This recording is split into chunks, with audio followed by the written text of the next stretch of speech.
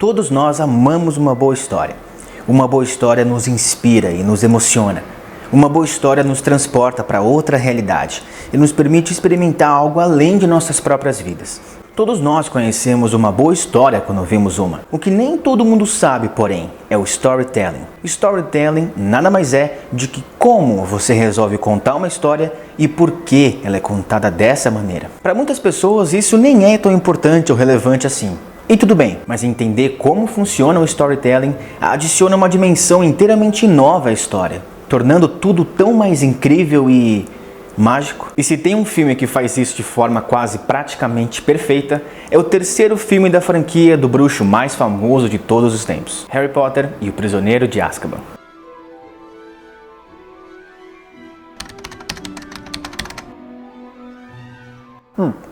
Cara, provavelmente Harry Potter e o Prisioneiro de Azkaban é o filme favorito da maioria dos fãs. É o filme que eleva a franquia Harry Potter para um outro nível.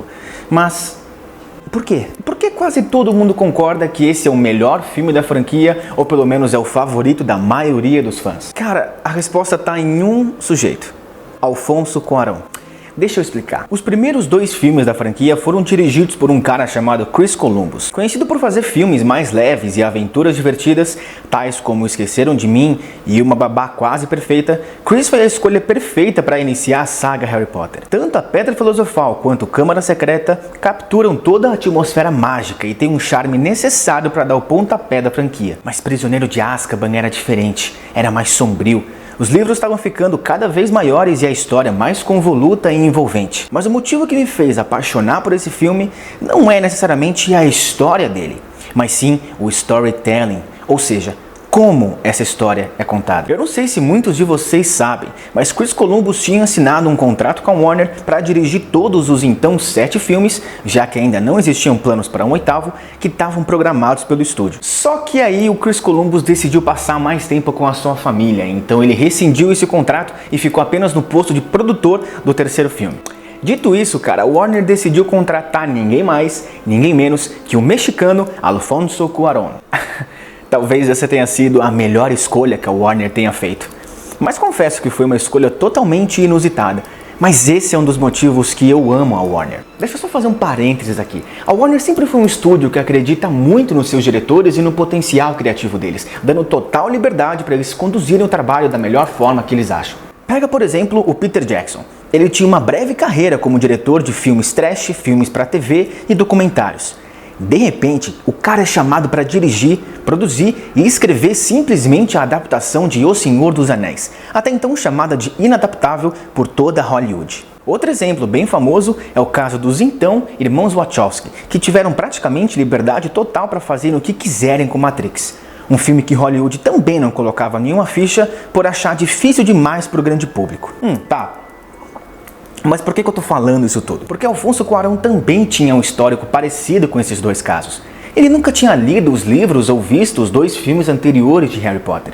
O último filme dirigido por ele antes de assinar contrato com a Warner foi Y Tu Mamá También, que conta uma história de 2 jovens e uma mulher mais velha numa road trip pelo México com direito a sexo, drogas e palavrões. Ou seja, contratar esse cara era um risco gigantesco para uma saga multimilionária como Harry Potter. Um risco que acabou sendo o maior acerto da franquia até então.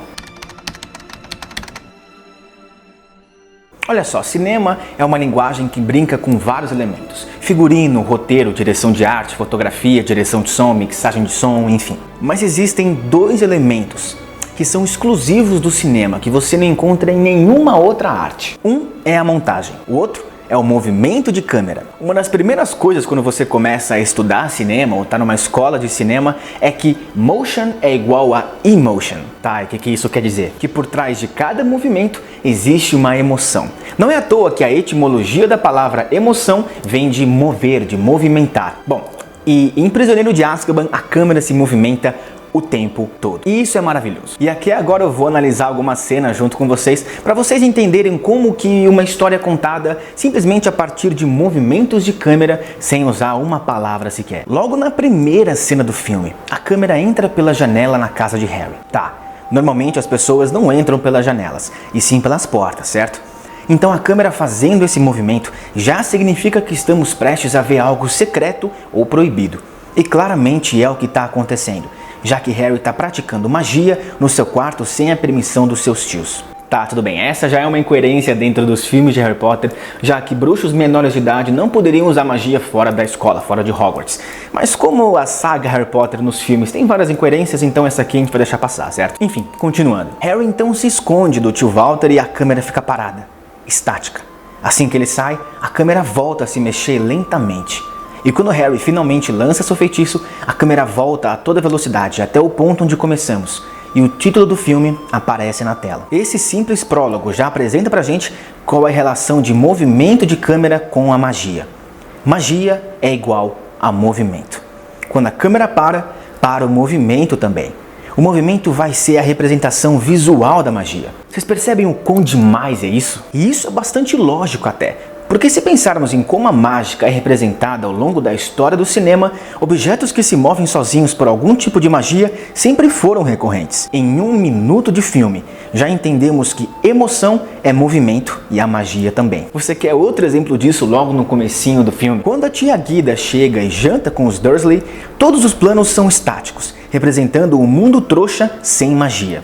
The boy's father did for Junior. Nothing. He didn't work. He was unemployed. And a drunk too, no doubt. That's a lie. What did you say? My dad wasn't a drunk.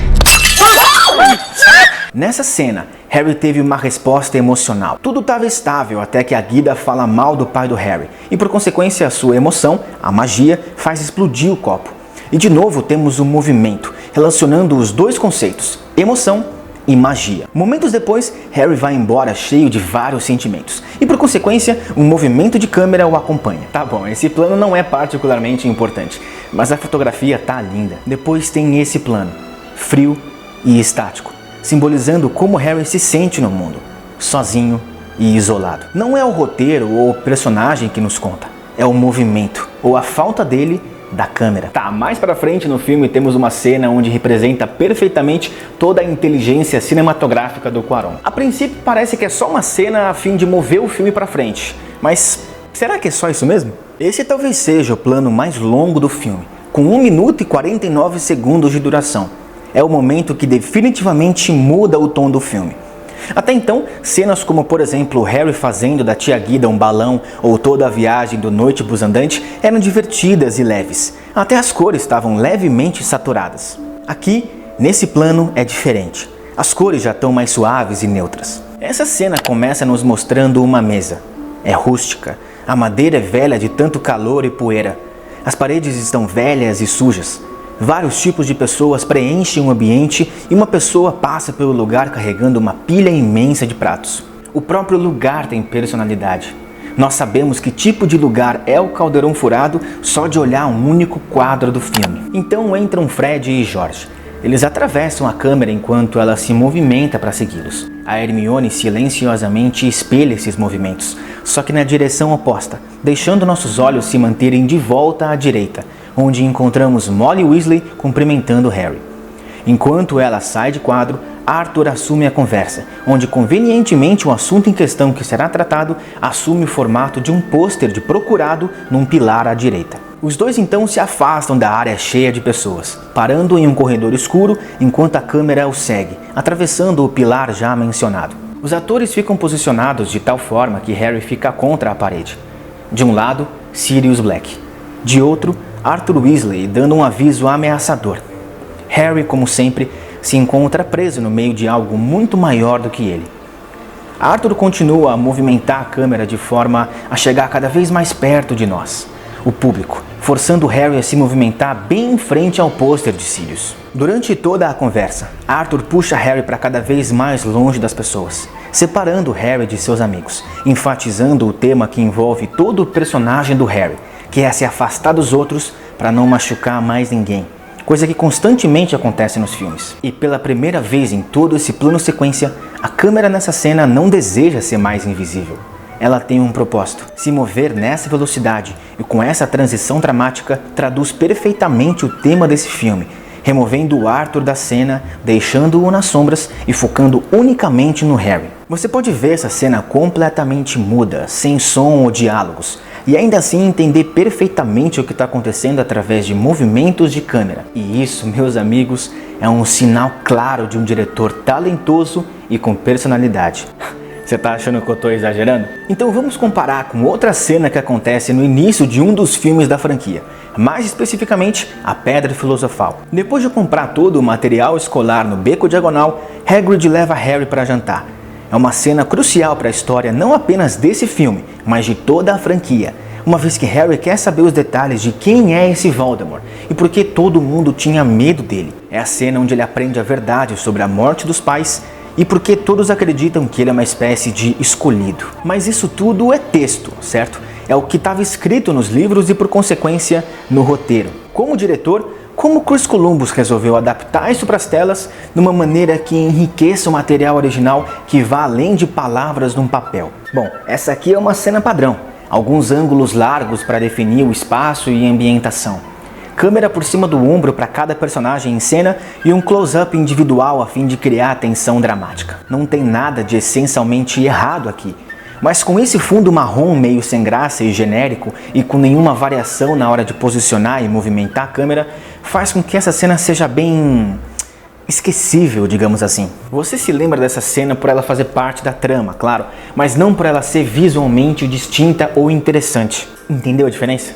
Tá, mas vamos continuar. E no finalzinho dessa cena, Harry diz: Mr. Weasley, why would I go looking for someone who wants to kill me?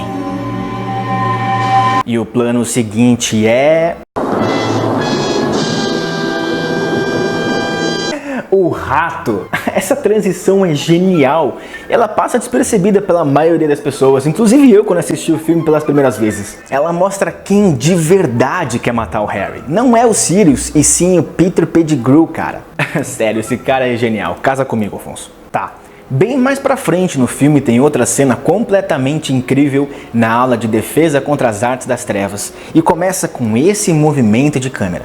Cara, que coisa mais linda. Na verdade, o Alfonso faz muito disso durante todo o filme. Ele atravessa a câmera por vários espelhos e vidros. Dá para interpretar isso de várias formas. A que eu encontrei foi que a realidade nem sempre é o que parece. Os bichos papões, por mais horríveis que eles sejam, não são o que aparentam. Sirius Black não é o que parece.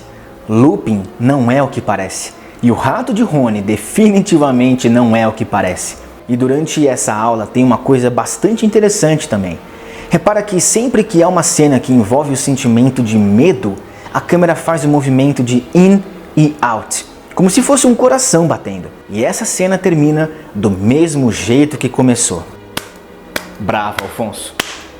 Bravo. São esses detalhes que fazem um filme ser único na franquia. Por exemplo, existe uma cena mais tarde no filme onde corta desse plano com o Lupin sozinho e pensativo para esse, mostrando uma bola de cristal que parece muito com uma lua, o maior medo do Lupin, justamente por ele ser um lobisomem. De novo, cara, é a câmera e o storytelling contando uma história pra gente sem usar uma única palavra sequer.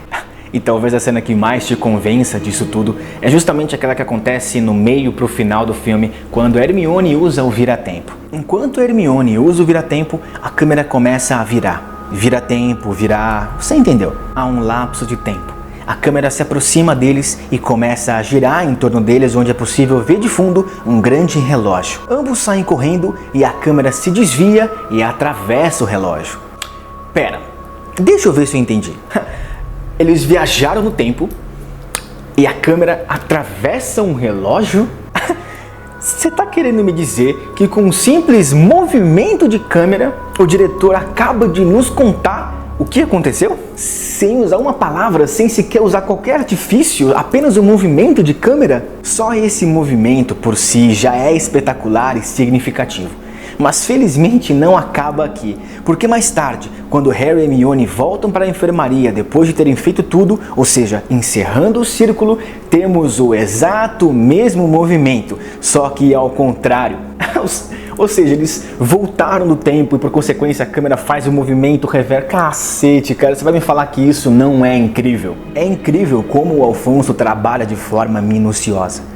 Mais um exemplo disso é como o diretor retrata a solidão do Harry de forma sutil e melancólica, através de uma forma visual, retratando assim um dos temas principais do filme, o isolamento. No fim do dia, ele é o escolhido, o Chosen One. Por mais que tenha vários amigos e entes queridos que se preocupam com ele, ele está absolutamente e completamente sozinho. Esse isolamento é retratado de forma negativa a princípio, um fardo que Harry vai ter que conviver até o resto de sua jornada. O de saber que deve enfrentar sozinho o seu destino e de que vai sofrer bastante com isso. Porém, tem um único momento no filme onde Harry sente o gosto desse isolamento como liberdade, como algo positivo. Longe de tudo e de todos, Harry poderia facilmente se pôr numa situação de perigo ou algo assim, mas a sua atitude não é de medo nem raiva, mas de coragem e empoderamento. Essa cena, de novo sem uso de nenhuma palavra, nos diz algo muito importante sobre o nosso protagonista, que quando chega o momento da verdade, ele enfrentará seu destino sem hesitação nenhuma. Tudo isso numa das cenas mais lindas de toda a saga.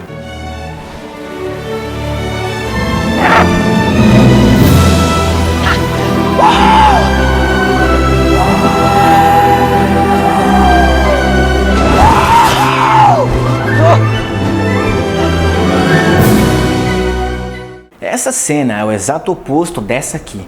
Ambos os planos marcam a evolução do personagem. Ou melhor, os dois planos nos quais o Harry se move mostram as duas formas nas quais ele pode terminar a sua jornada. Sozinho, no escuro, ou sozinho, porém na luz do otimismo. Olha, eu não acho que exista um outro plano de toda a saga que melhor defina o Harry enquanto personagem que esses dois momentos.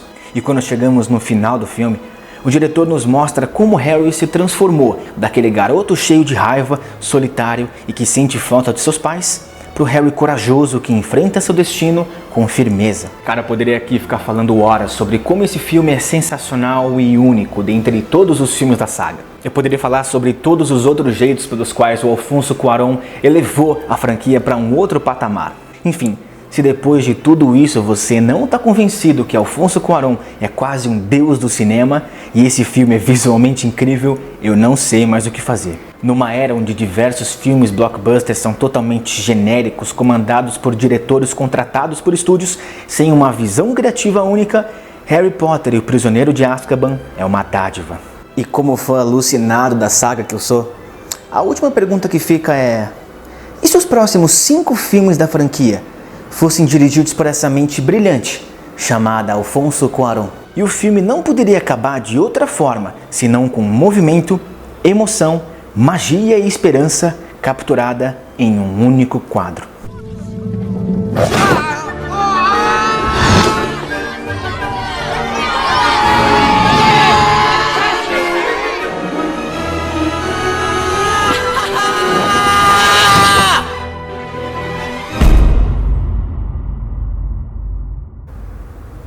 Knox.